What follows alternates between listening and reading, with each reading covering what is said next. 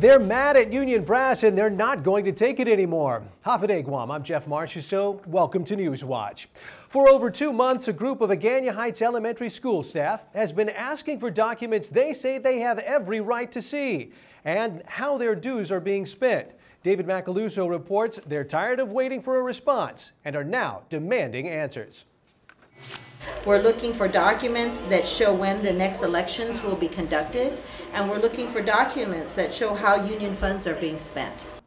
Today, a small group of Agana Heights elementary school teachers, led by Guam Federation of Teachers steward Carol Summerfleck, went to the GFT union headquarters to find out why President Matt Rector or GFT have not addressed their concerns regarding issues brought up on meetings held in both February and March. Summerfleck is wondering, what is GFT hiding? Is Matt Rector here? Is Matt Rector here? Sorry, news crews, you gotta leave. It's private property. While we were there, a staff member told us to leave the building. Raised voices are heard from inside the GFT building. A few moments later, a frustrated teacher, Donna Purcell, leaves the office to get some fresh air. He's saying that it's not readily available.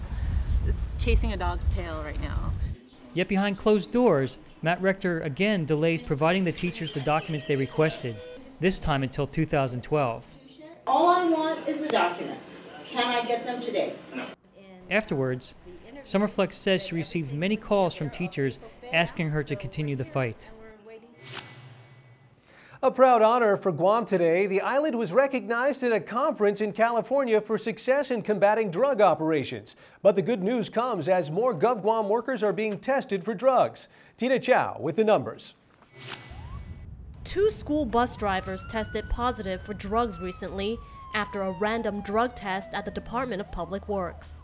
The most common one is methamphetamine, which is known as ice in the community.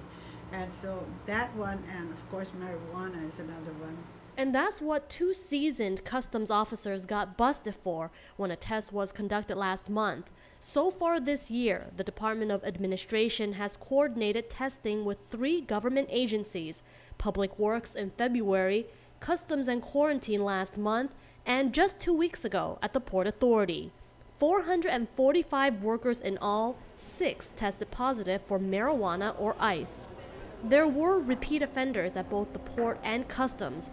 The customs workers have voluntarily resigned. I don't believe there's any compromise. Customs Director Dennis Santo Tomas called for the testing since one hasn't been done since he came on board last January or in the recent past. It wasn't that anybody was targeted per se, but it was just so that I would have that feeling of that sense of relief that the agency that is primarily responsible for the interdiction and interception of drugs and any other illegal contraband at the border, I have officers that are in fact drug-free themselves. The latest findings could be a result of more testing. The Department of Administration says agencies have been asking for them more often than before.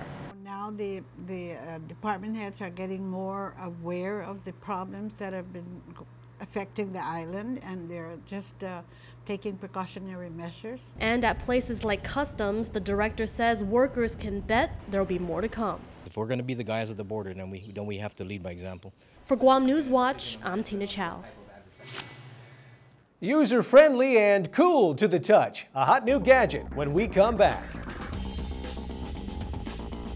And we're back. First it was the iPod, then the iPhone, now the iPad. David Macaluso with a quick peek at Apple's latest tech toy. Most people have to wait until late May or early June to get a hold of Apple's newest iPad. After a higher than predicted demand, Apple announced last week it is postponing the international release of the new iPad. But according to Leroy Moore, he is lucky to get his hands on the first generation of this new gadget. He says it's great to use and it doesn't get hot like a regular laptop. Perfect for web surfing, ebooks. Downside is you can't do Hulu, no Adobe systems, but as far as for surfing the net, watching videos, it's fabulous. When I flew to Hawaii, the battery lasted the entire trip, watching videos the entire way as compared to my laptop, which should have been one movie. Moore says the first generation lacks a webcam, but hopes Apple adds one to the new model. And when asked if he would buy a new iPad when it's available in June, without hesitation he said yes. Reporting for Guam News Watch, I'm David Macaluso. Visit us at GuamNewsWatch.com for more local news and balanced views. April 26th, this 6 p.m. cast lengthens to a full half hour right here on CW4. Good night.